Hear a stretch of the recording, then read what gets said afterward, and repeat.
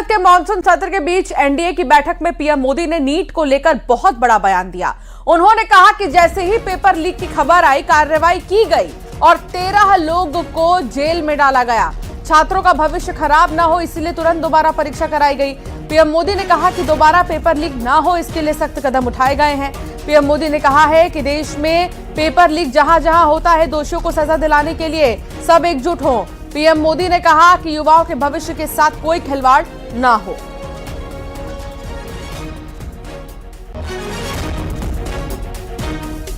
प्रधानमंत्री जी ने कई महत्वपूर्ण मुद्दों पर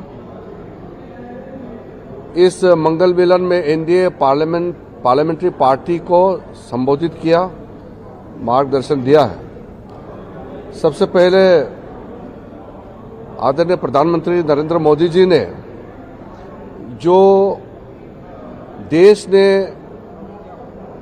इस कुछ महीने के अंदर में जो सफलता प्राप्त की है, उनके बारे में जानकारी दिया है और कई देशों के साथ फ्री ट्रेड एग्रीमेंट किए हैं, उसका भी प्रधानमंत्री जी ने जानकारी दिया।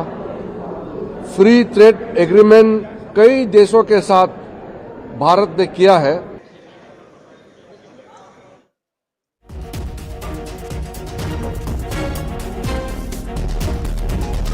तो नीट को लेकर पीएम ने क्या कहा, ये किरण रिजिजू बता रहे थे और उन्होंने कहा कि नीट पेपर लीक पर कार्रवाई हुई है।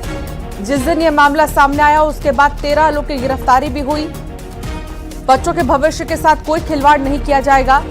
तुरंत दोबारा परीक्षा भी करा दी गई और इस बीच एनडीए की बैठक में पीएम मोदी की इस बड़ी बात को लेकर अब चर्चा हो रही है।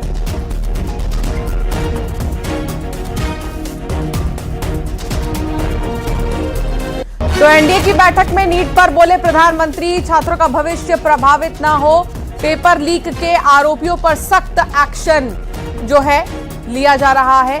पीएम मोदी ने कहा कि पेपर लीक ना हो, नीट री एग्जाम सफलतापूर्वक करवाया गया, छात्रों को लेकर सरकार संवेदनशील है। दोबारा इस तरह का पेपर लीक ना हो, इसके लिए सख्ती से कदम जो उठाया गया है।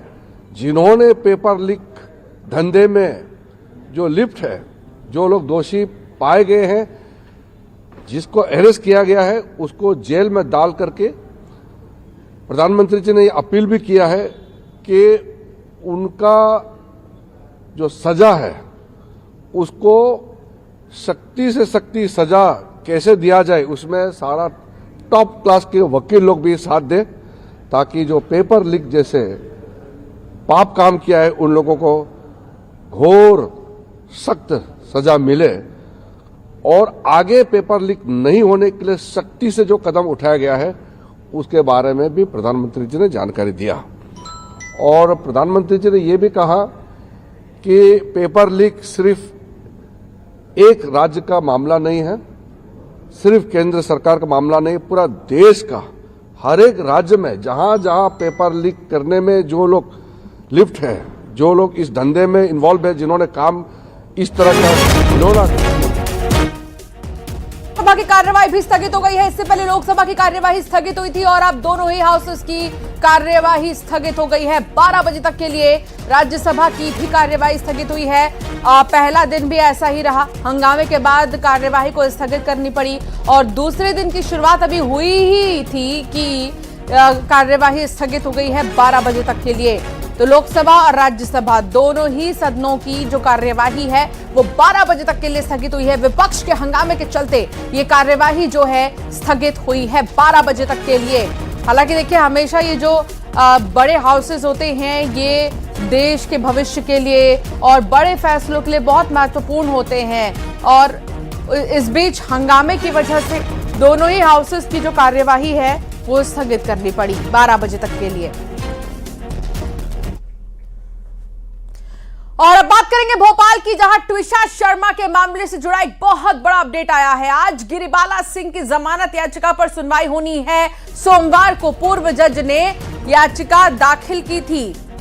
48 दिन से जेल में पूर्व जज गिरिबाला सिंह है। जिला कोर्ट में मामले की सुनवाई होगी। पहले हाईकोर्ट जमानत याचिका खारिज कर चुका है और अब जिला कोर्ट में इस मामले की सुनवाई, इससे पहले जमानत याचिका खारिज हो चुकी है एक बार। गिरिबाला सिंह की जमानत याचिका पर आज एक बार फिर सुनवाई होनी है। सोमवार को पूर्व जज ने एक याचिका दाखिल की थी। 48 दिन हो चुके हैं और जेल में बंद है गिरिबाला सिंह, जो कि पूर्व जज है। शिवकांत आचार्य संवाददाता हमारे साथ जुड़ गए हैं। शिवकांत, इससे पहले भी जमानत याचिका खारिज हो चुकी है, तो इस बार क्या संभावनाएं लग रही हैं? क्या लग रहा है इस बार राहत मिलेगी या गिरिबाला के लिए अभी भी मुश्किलों की घड़ी है, क्योंकि 40 दिन से ज्यादा हो चुके हैं वो जेल में बंद है? जी हाँ, बिल्कुल। गिरिबाला सिंह ने सोमवार को यानी कल ही जमानत के लिए याचिका लगाई थी और आज जो है लिस्टिंग है और सुनवाई 12 बजे से शुरू हो जाएगी। गिरिबाला सिंह का तर्क है कि पिछले 48 दिन से वो जेल में है और उनको खिलाफ अभी तक सीबीआई ने जो भी जांच की, अभी तक कुछ भी सामने निकल कर नहीं आया। हालांकि अभी 14 दिन की रिमांड पर है गिरिबाला सिंह और समर्थ सिंह। 28 जुलाई को फिर से उनकी सुनवाई होना है। इस दौरान सीबीआई ने उनके वॉइस सैंपल के लिए जो है आवेदन दिया था कि वॉइस सैंपल उनको लेना है सबूत कलेक्ट करने के लिए, वेरीफाई करने के लिए, और पासवर्ड, लैपटॉप का पासवर्ड भी मांगा था, जिसको लेके लास्ट हियरिंग में जो आर्गुमेंट हुए थे और उन्होंने गिरिबाला सिंह ने अपनी ओर से तर्क भी दिया था कि वॉइस सैंपल वो इसलिए नहीं दे रही थी क्योंकि वो कुछ भी ऐसा कहलवा सकते हैं जो उनके खिलाफ सबूत बन सकता है, और इसको लेकर कोर्ट ने फिर से निर्देश दिए थे सुनवाई के दौरान कि आपको जो वॉइस सैंपल देना ही होगा, और पासवर्ड के लिए लैपटॉप का कोर्ट ने बोल दिया था। तो इस दौरान अभी तक जो 2 बार की हियरिंग हुई उसमें यह निकल के आया, वो कल ही गिरिबाला सिंह ने फिर से जमानत याचिका लगा दी है कि उनको जमानत का लाभ मिलना चाहिए और जो भी रहेंगे वो सहयोग करेंगी। अब देखना होगा कोर्ट उनके तर्क को किस हद तक मानती है और अगर जमानत मिलती है तो किस आधार पर, किस बिना पे जो उनको जमानत मिलेगी, या फिर कोर्ट उनकी जमानत याचिका को रद्द कर देती है। 12 बजे सुनवाई शुरू होगी। कोर्ट देखना होता है उनके तर्क से सहमत होती है या नहीं होती। जी, बहुत शुक्रिया शिवकांत जानकारी साझा करने के लिए। और अब बात